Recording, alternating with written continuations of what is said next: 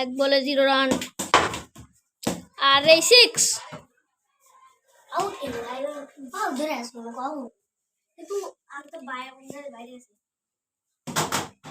আরে আউট।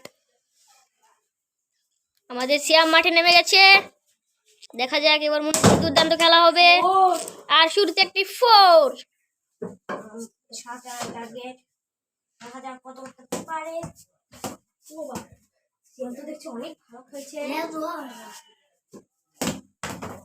আর 6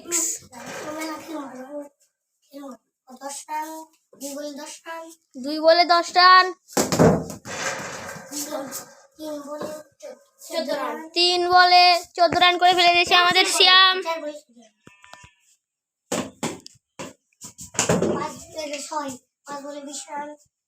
5 বলে 20 রান করে ফেলে দিয়েছে।